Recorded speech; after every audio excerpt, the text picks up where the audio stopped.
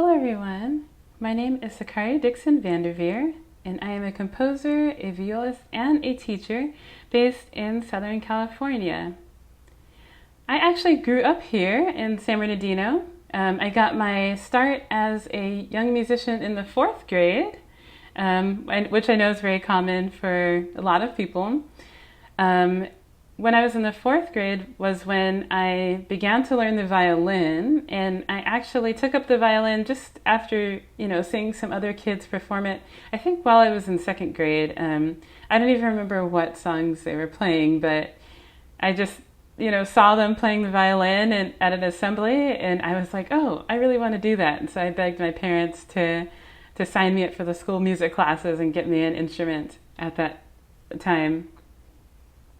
I actually do not come from a musical family, but my parents were always supportive growing up, and we listened to a lot of different kinds of music and went to concerts and things like that.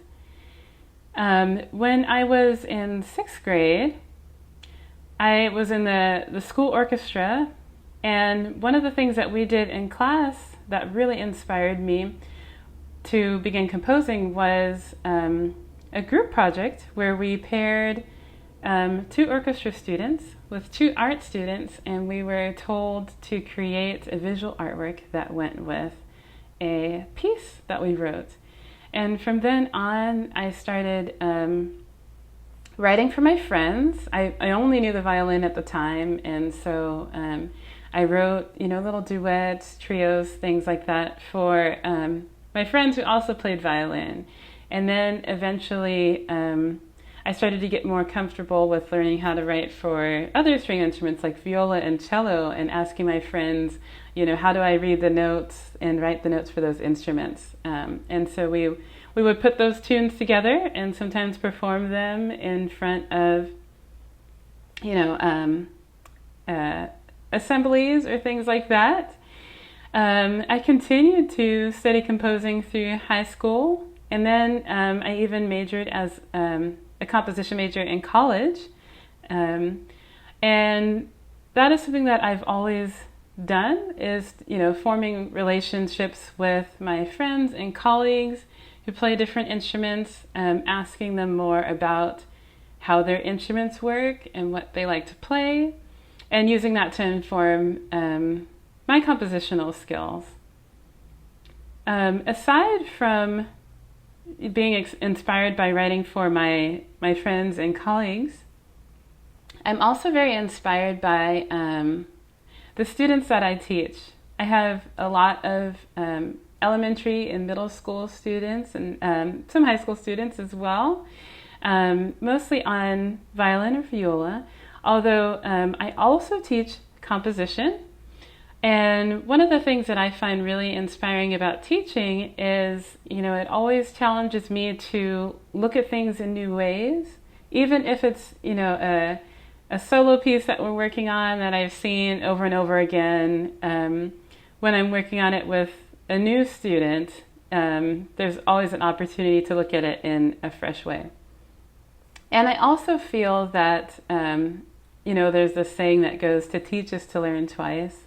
And I have definitely have found that to be true with composing and with playing violin and viola. I enjoy listening to music of many different kinds of genres. I grew up listening to a lot of, I think mostly R&B, gospel, some jazz, also reggae as well. And then I think later on in high school I started listening to a lot more Latin music because my friends had gotten me introduced to it. Funnily enough, when I started playing violin, I don't recall listening to a lot of classical music prior to that point. Although I think my mom did play some Tchaikovsky here and there, especially, the Nutcracker around Christmas. I do remember that. Or it could be that I just didn't really pay attention to it at the time until I think like 5th or 6th grade, when my music teachers really started talking about different classical pieces.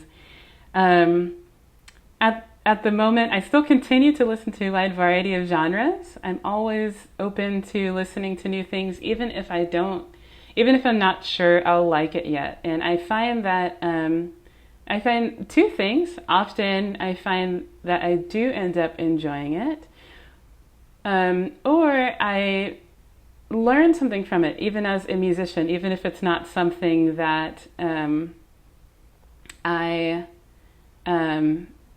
maybe would put like on my phone or my iPod or something. It still becomes sort of an educational experience for me to ask questions and make observations about what that music is doing. And I feel that that's also that's some great advice too that I would give to young musicians, is to continue to stay open-minded, listen to all sorts of things, because you never know what you will learn. And even, it's a great idea too to continue to go deeper into those things that do really interest you, and to continue to ask questions about things, whether it's music or other art forms, or just pretty much any other area of interest. Keep asking questions, keep learning. And I would say that you don't need to wait, until it's, a school assignment or something that, maybe your private teacher is guiding you on. You don't need to wait until someone else is guiding you to be able to explore those things. In fact, especially with the internet, there's always ways to get more information, or you can even, take those interests to your teachers and ask them for help and support, or ask them, where can I find more information? Kind of going back to my upbringing as a young composer, in like middle school and high school, I was not taking composition lessons at the time. And my teachers, in orchestra and whatnot, they were not composers, but I still brought them my pieces and asked them for their feedback. And they were often able to point me in the right direction, and help me find where I could get the information that I needed, if they didn't have it. And also, all of your different interests, the deeper you go into them, that will continue to make you more unique as an individual and as an artist, and it will inspire you, and also, just bring you joy in your musical career or artistic, career in general. And I say career loosely, just to mean your studies in general, whether or not you choose to go into music professionally, right? I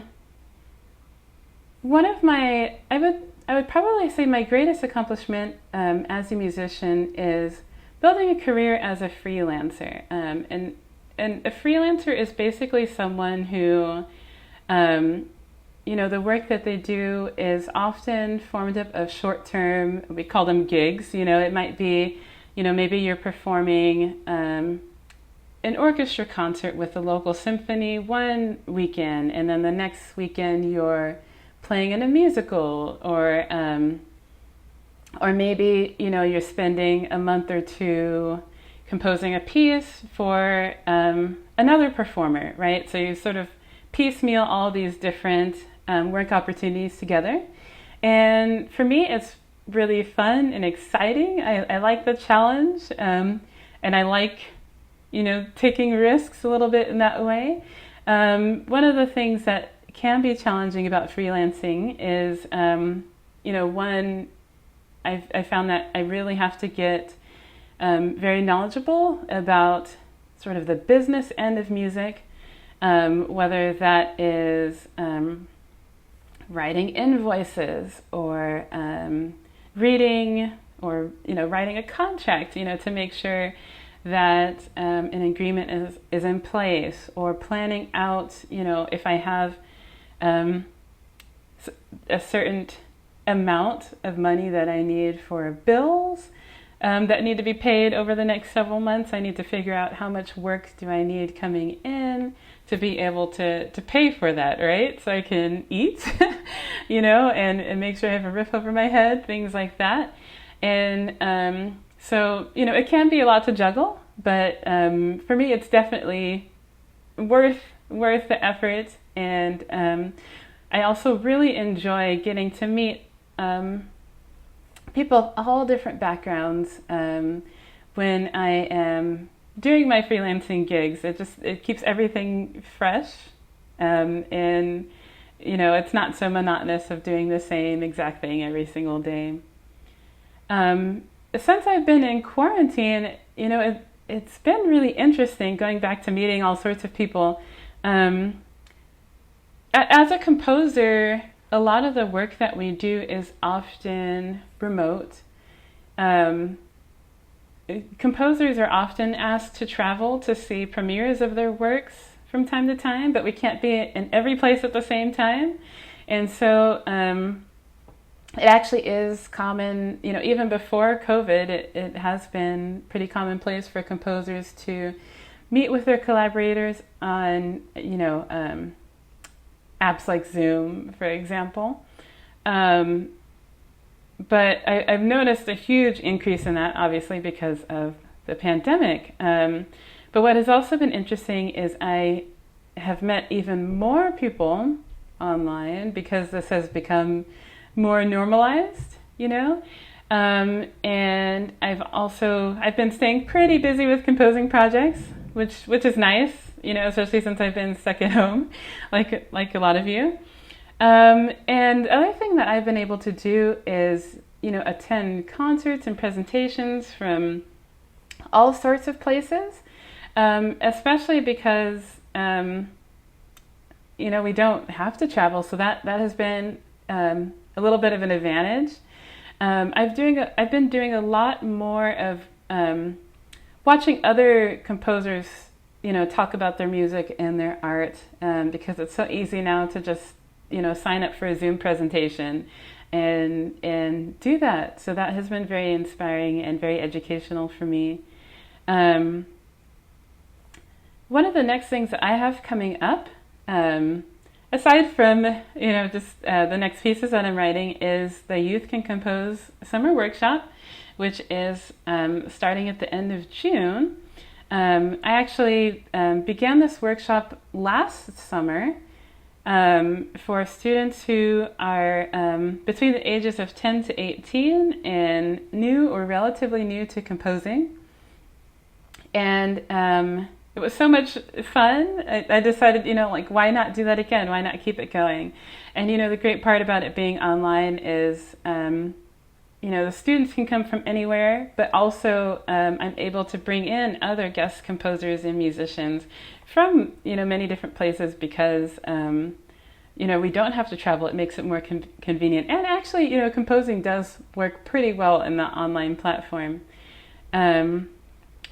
And just one last little fact or trivia, I guess, about me is another thing I really enjoy doing is a lot of reading. I find it very inspiring, whether it's nonfiction or fiction, or I like to read writing, whether it's essays or blogs, things like that from other artists online. I'm pretty open about that. But that has also informed my work.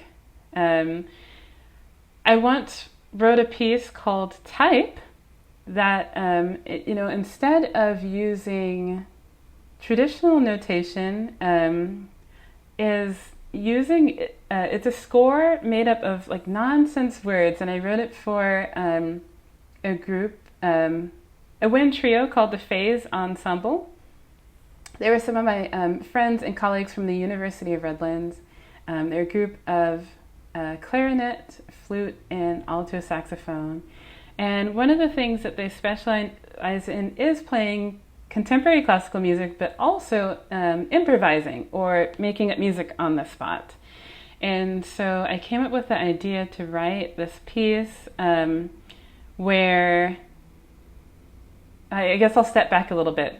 The idea for this piece was just me noticing that, often when we're reading, our interpretation of the text is sometimes gathered by how the words on the page are laid out, or how the page is designed, or even the font.